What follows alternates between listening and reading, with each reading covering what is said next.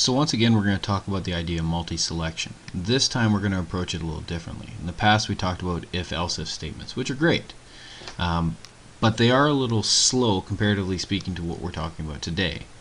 You can compare an if-else-if statement, or you can relate an if-else-if statement to the way a hard drive sequentially accesses the data. It goes to one piece, and when it needs to get to another piece, it needs to scan through all the pieces in between before it gets to the right one. And because an if-else-if statement works from top to bottom sequentially, you may potentially go through every single option until you find the right one, which may be your else case, or may not be any of them, and you may not be able to execute any of them in the worst case scenario.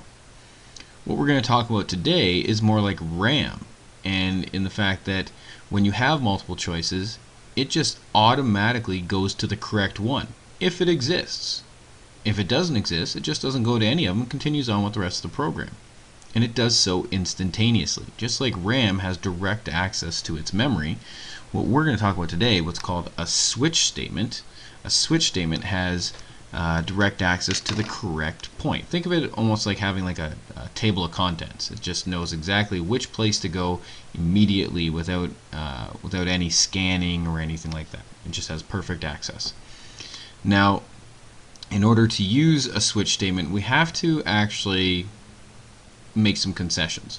A switch statement, to achieve this super fast speed that we get from direct access, we have to handle things a little bit differently. We have to sacrifice some stuff. First and foremost, we can't have ranges of data. You can't check greater than, you can't check less than, you just can't do it. All you can check is equality. Is it equal to? Secondly, the only type of data we can work with are ints. You can't have strings, you can't have doubles or anything like that. The only type of data you can compare is an int value. You can say, is this variable, this int variable, equal to any one of these possible values? If that's the case, then it will execute the proper statement. So what does the syntax for a switch statement look like? Well, it's actually pretty easy and it's very clean to read.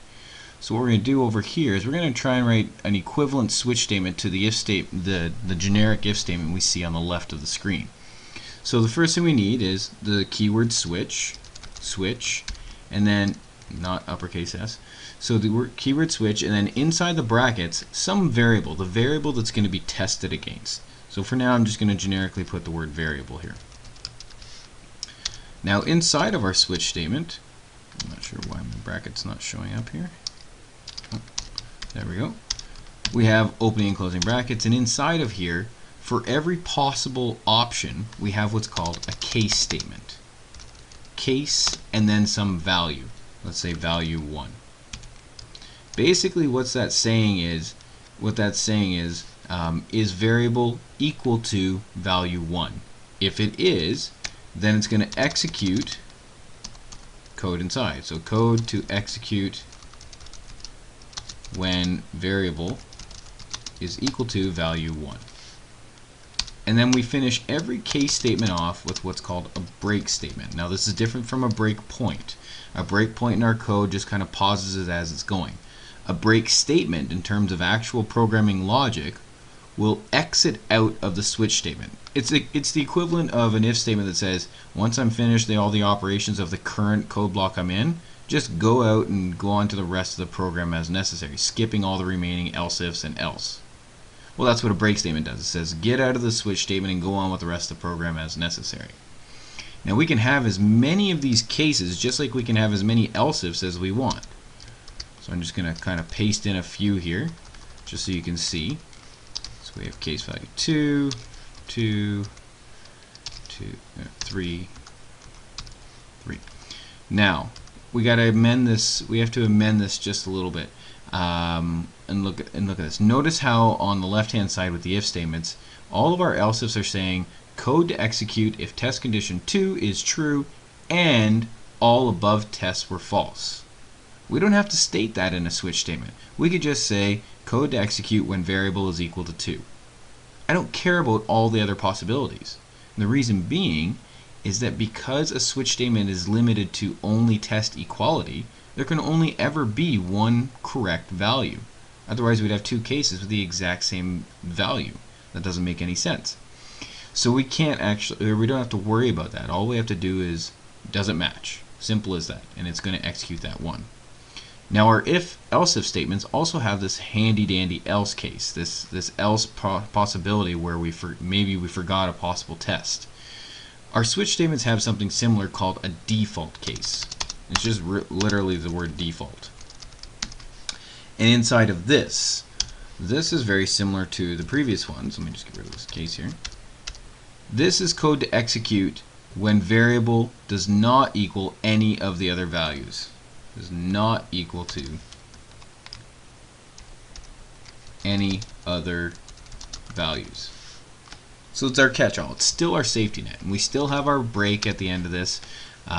Technically speaking, you can get away without putting in there. I like to put it in there just for consistency's sake, just to keep everything symmetrical and look pretty. It won't actually affect your logic in any way, but I like to keep it there. Now, looking at this logic, you can see that it's already shorter, a lot cleaner, and very symmetrical. It's very easy to read. There's no question about what belongs with what or anything like that. So readability is definitely a factor in why you would want to use a switch statement. The biggest factor, though, is of course speed. A switch statement is instantaneous access, whereas the if-else-if statement is sequential. You may potentially, in worst case scenario, have to go through every possible test case before it will get into the one you want, if it gets through any of them. So there is some things that we can do to try and emulate a little bit more of what an if-else-if statement does. Because we can only check equality, that means that we're stuck checking single values one at a time.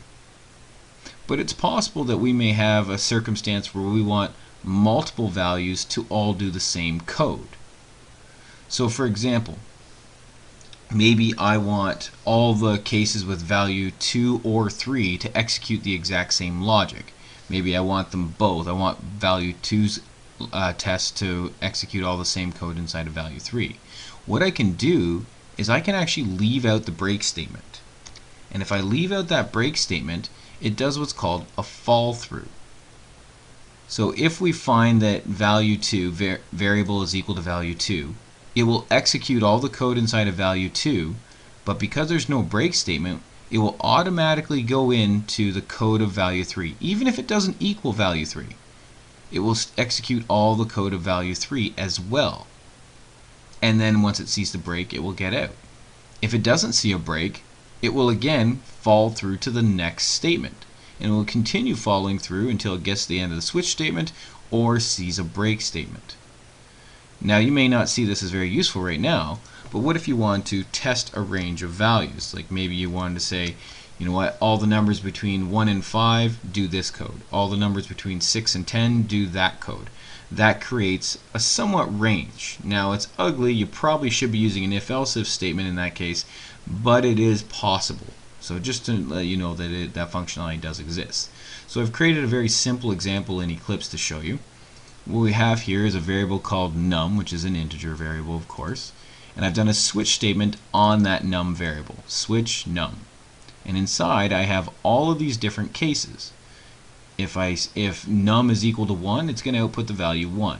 If num is equal to 2, it's going to output the value 2.